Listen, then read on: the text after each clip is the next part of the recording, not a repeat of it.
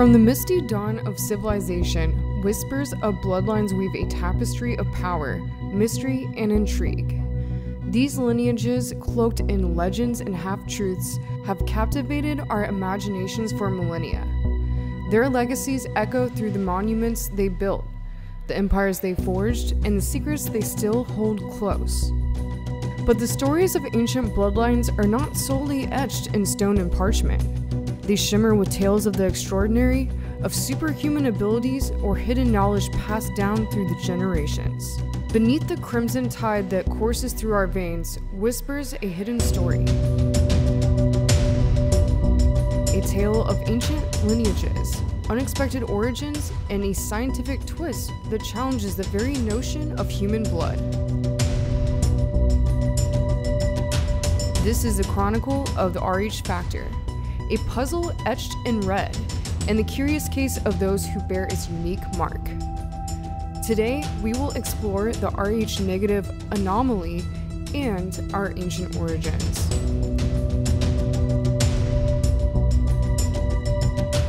Could RH negative individuals be descendants of a bloodline that is not from Earth? For centuries, blood has been seen as the very essence of life, a river connecting generations, carrying not just oxygen, but whispers of our ancestors. We understand the ABO system, the A, B, AB, and O that dance on our red blood cells. But there's another secret factor lurking within, the RH factor, a protein on the surface of red blood cells, present in most, yet absent in a rare few. These are the RH negative, a bloodline marked by a missing piece, a curious anomaly in the human tapestry.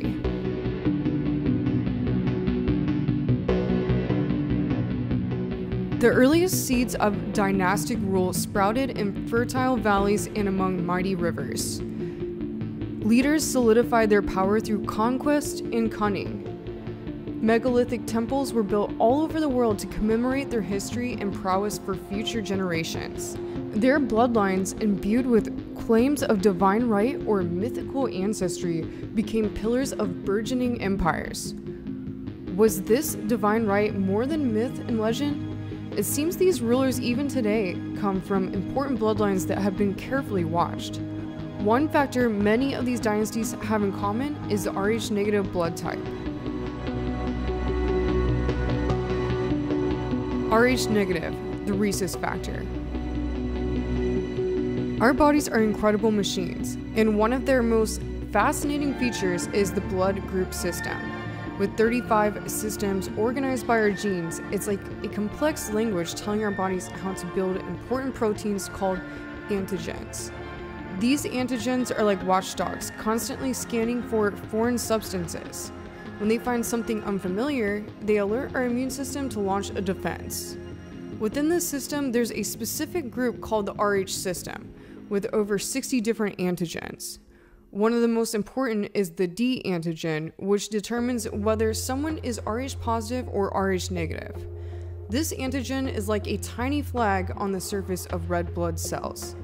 If someone with RH negative blood encounters RH positive blood, their immune system might mistake it for a threat. The origin of RH negative blood is a bit of a mystery. Some scientists believe it might be a mutation that aroused at some point in our evolutionary history. While the exact case is unknown, many scholars have theorized it is possible this could have started in our ancient antiquity due to extraterrestrial interference. Because RH positive shares the trait similarity with other species, specifically apes, the RH positive bloodline can be mapped throughout time and evolution. RH negative cannot. It has no similarities or earthly trace. So where did RH negative come from?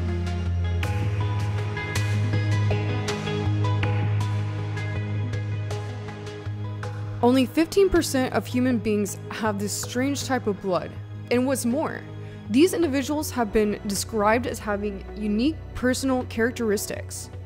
But this small percentage of the population is not spread evenly across all areas of the planet. While humans are thought to all share a common ancestor originating in sub-Saharan Africa, the number of Rh negative Africans is disproportionately low, about 3% compared to others. In Asia, that proportion is even lower, with only about 1% of the population possessing this rare blood type. Oddly enough, Rh negative blood can be utilized by any human being in need of a transfusion, but people with Rh negative naturally coursing through their veins cannot make use of any other blood type at all. The vast majority of these latter individuals happen to reside in Northern Europe. Some fascinating characteristics they tend to have in common are green or blue eyes, naturally red-colored hair, cool body temperatures, and sensitivity to hot temperatures. More intriguing yet are the claims that the physical, mental, and emotional awareness of these individuals is heightened. It is widely known that pregnant women with type Rh negative blood have extreme difficulty giving birth when their babies possess Rh positive blood type, with the body often attempting to fight it off. This is interesting to take into account when we look at hybrid animals and other species. There are similar incompatibilities. When a horse and donkey mate, the genetic differences result in a sterile mule. The same goes for a liger, the offspring of a lion and a tiger. The two species' chromosomes don't match, so they produce infertile offspring.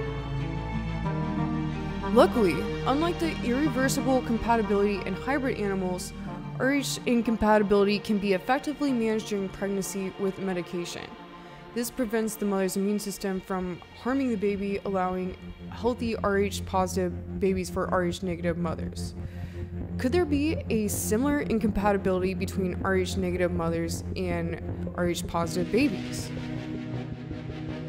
But is all of this enough to conclude that extraterrestrial bloodline origin theories are correct? If so, where did the bloodline come from? Common anomalies of Rh negative blood types. It is alleged that individuals with Rh negative blood have distinct common features. Some of these features include higher than average IQ, elevated intuition, sensitive vision and particular sensitivity to sunlight, lower body temperature, higher blood pressure, red or reddish hair, and extra vertebrae.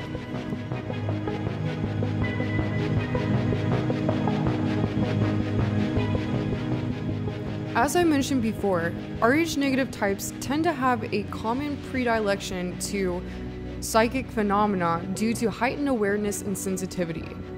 These common features pair with very high levels of alien abduction cases reported by Rh negative types. In fact, the highest number of alien abductees have been tested to have Rh negative blood. Believers hypothesize that aliens continue to experiment and improve upon their design by abducting humans. Others say they need our organs and blood for transfusions, transplants, or cloning and interstellar colonization. But of course, this is all just speculation. The incredible phenomena of Rh negative, the elements in the details of recorded history and legend of these ancient bloodlines, and the most important factor, the highest number of alien abductees are Rh negative, produces compelling evidence linking the alien abduction phenomena to possible evidence of ancient extraterrestrial astronauts genetically splicing their DNA or interbreeding with humans in ancient history. Could this be a reason for continued abduction phenomena? Let's explore the many theories of Rh negative origins. Rh negative origins, Cro-Magnons and Atlantis. The place that to this day has the highest frequency of the gene for Rh negative blood type are the Basques from northeastern Spain. The Basques have the highest incidence of the gene out of any population in the world.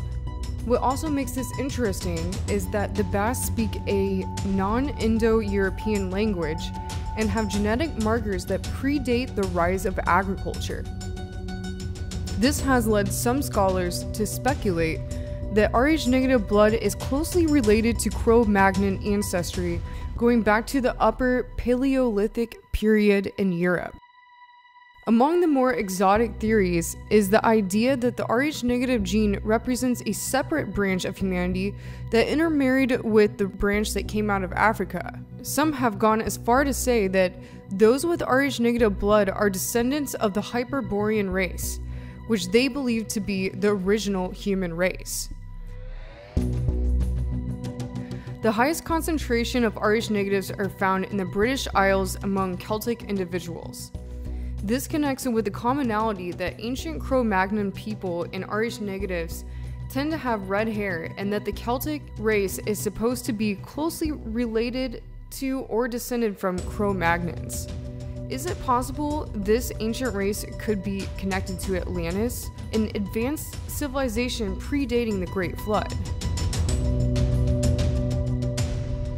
Recent evidence corresponding to the cataclysmic meteor impact on the ice caps of Greenland dating to around 11,000 to 12,000 years ago, and putting it directly in line with Plato's account of Atlantis' destruction, also corroborates with the timeline for the end of the last ice age, and a rapid rise of sea levels by around 400 meters virtually overnight. All of the world's largest and most impressive megalithic structures also happen to be the most ancient.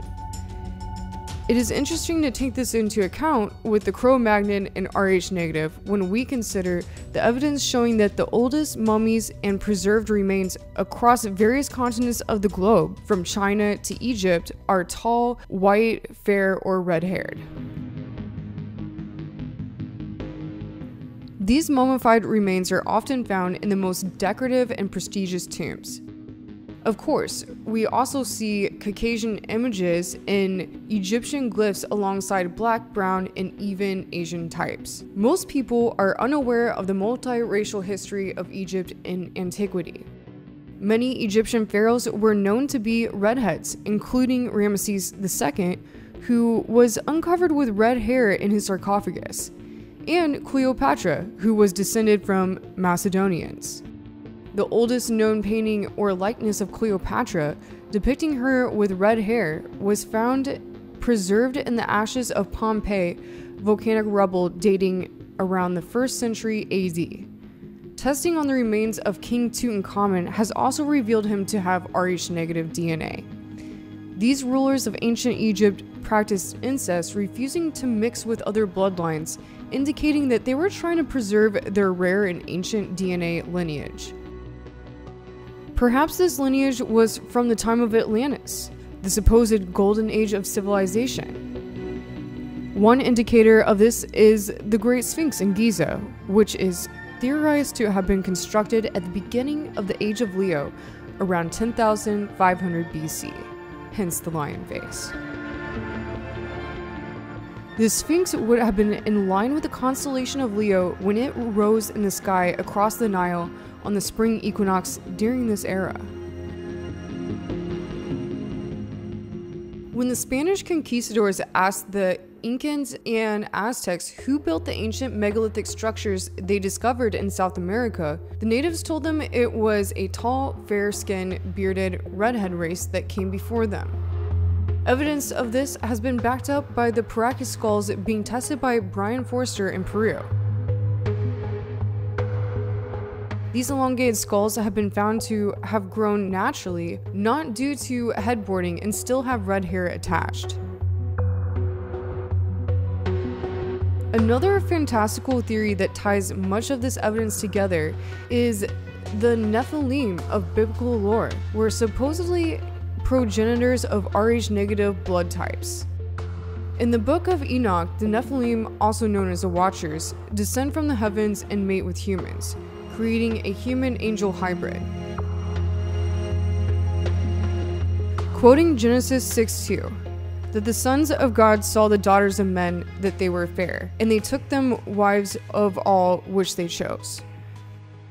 Who were the children of these marriages? In Genesis 6:4 it states, God came into the daughters of men, and they bore children to them. The same became mighty men, which were men of old, men of renown. The group of angels or watchers were wiped out in the Great Flood, though some were said to have survived, leaving the Rh- blood distinction. The most otherworldly theory by far is that the Rh- blood types are directly descended from or genetically created by the Anunnaki of Sumerian times.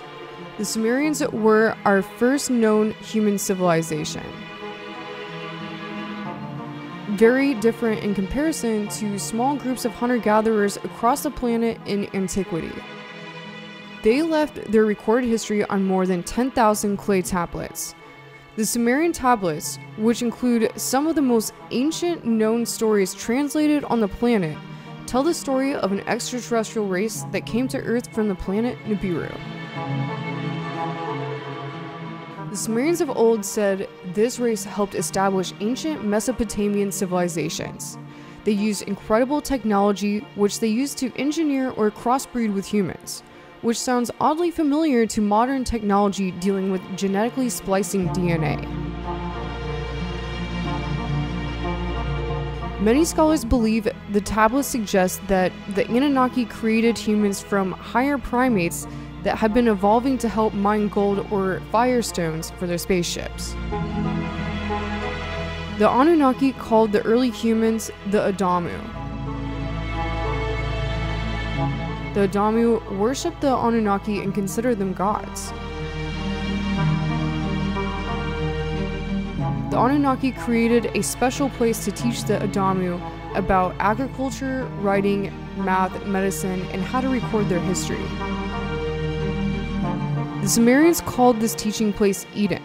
This place has been theorized to be the modern location of the ancient site called Göbekli Tepe. The quick and unprecedented evolution of technology of the people of ancient Sumer in itself seems otherworldly. Is it possible that some part of this scientific genetic process the Anunnaki worked with created the Rh- blood type? The stories of the Anunnaki of Sumerian myth certainly seem to relate to the stories of the Nephilim of biblical tradition, especially when you take into account their seemingly extraterrestrial origin. This also brings to mind the heroes of Greek mythology, such as Achilles, who was said to be half god and half human with supernatural abilities. Another reason these stories compare are the ancient kings lists and bloodlines recorded in these same texts. These records follow the bloodlines of the individuals who were the supposed offspring of the Watchers or Anunnaki, mixed with our ancestors. There seems to have been a need to record the records of these bloodlines. Reading these accounts from different cultures around the world shows that it was extremely important to our ancestors. What is incredible is that even to this day, these lineages and birthrights to thrones continue. The royal dynasty of England is said to have Rh- blood type. Variety magazine even reported that they will not travel anywhere in the world without keeping blood matching their own in stock on the plane with them in case a blood transfusion is necessary. This proves they must have a particular rare type. Could this mean these bloodlines are still managed to this day? If so, what are the implications of this? It seems that the grip of bloodlines has weakened over time. Revolutions have challenged divine mandates. Republics rose from the ashes of empires, and the notion of hereditary rule has given way to ideals of democracy and equality. How likely could it be that some humans may have descended from extraterrestrial bloodline? It is certainly easier to look into historic and mythological interpretations of such ideas than it is to continue such an argument with hard science. Nevertheless, What we see here is certainly proof of some strange variety of mutation that began to emerge from humanity's distant, misty origins. It is not difficult to surmise that a common link between two primate species had occurred along the lengthy lineage of early hominid forms that eventually became the modern Homo sapiens populating our planet today. But as the Rh negative factor seems to show, blood types existing in the modern day cannot also easily be traced back to a solitary relation with whom our race shared genetic information in its ancient past. Though the puzzle of the Rh factor's origin may remain unsolved, the story continues to evolve. New research unravels its secrets, revealing connections to diseases, potential evolutionary advantages, and even whispers of ancient migrations. The curious chronicles of the Rh factor teach us that beneath the surface of our blood, there lies a universe of stories waiting to be discovered, reminding us that the human journey is one of both mystery and resilience, forever bound by the threads of life that beat within us all. As we ourselves continue our own genetic research and push the limits on cloning and DNA splicing, and uncover more evidence connecting the microscopic building blocks to all life in the universe, the potential of biological similarities with other beings from another world doesn't seem so impossible.